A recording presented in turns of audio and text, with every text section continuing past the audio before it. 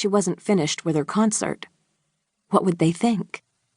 She cracked the door open as Daniel took the microphone. "Wow," he said in an intimate rumble. "That was great. And isn't it just like Parker James to forego the applause and adulation and step out quietly in the middle of our worship to let God have all the glory?" She stepped back and closed the door as she heard the applause and adulation she really had come here for. "Follow that example, guys," he went on. "She's a real woman of God, and I'm humbled by what she did here tonight." Now she couldn't go back in even if she wanted. What could she do? Tell Daniel that he had her all wrong? That she wanted to sing another half hour and work them into a standing ovation? No, she couldn't. She had to get to Colgate Studios. She started walking away, then heard Daniel's voice again. "The thing about Parker is that she doesn't have a voice that draws big crowds."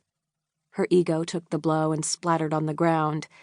It was worthy of a chalk outline. "But man, can she tell a story with her songs and lead us right to the throne of God." She told herself it was a compliment, not a criticism, but the words still hurt. Crestfallen, she headed out to her V-dub. No time now for hurt feelings. Not when someone she knew might be dead. What could have happened? Had some band members gotten into a fight? Even though Colgate Studios was a drug and alcohol-free zone and mostly catered to Christian record labels, the musicians, engineers, and producers weren't always drug-free, and they didn't always behave differently from the secular musicians who'd given the industry its reputation for sleaze and self-indulgence. Occasionally there was an incident, but never anything requiring a homicide investigation. Dread washed through her as she tried to remember who was recording there tonight. Clayton Marks, who'd been in Studio G all afternoon, had seemed depressed since his new album had tanked. Rumor was that he'd tried to take his own life once already. Maybe he'd succeeded tonight. Would homicide be called in for a suicide? Yes, of course.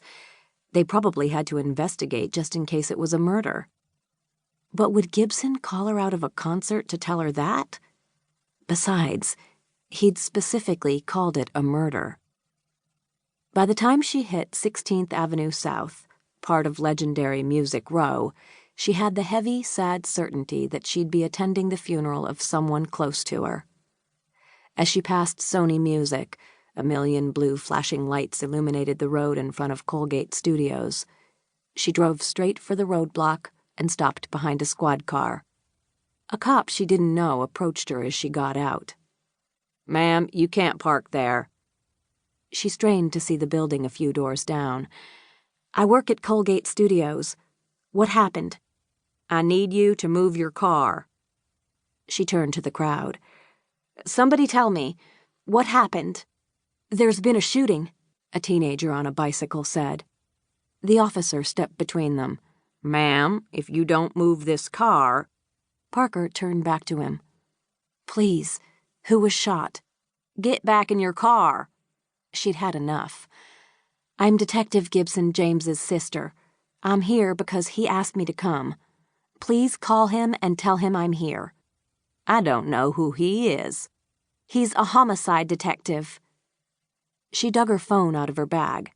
Pressing Gibson on speed dial, she waited for him to answer. It rang once, twice, 3 times. "Parker, are you here?" "Yeah, but they won't let me through the barricade." She read the officer's name tag. "Could you tell Sergeant Foster to let me in?" "Let me talk to him." She thrust the phone at the unyielding cop. "He wants to talk to you." The man took the phone, listened, then handed it back. He gave her a look that made her wrists hurt. No doubt he was one move away from slapping the cuffs on her. "He said he'd meet you at the tape," he said through clenched teeth. "Thank you." She pushed between 2 squad cars and headed for the crime scene tape, which crossed the street in a diagonal out from the building, creating a triangular perimeter. A crowd of press people were already there, snapping pictures as cops came and went out of the Colgate Studios building.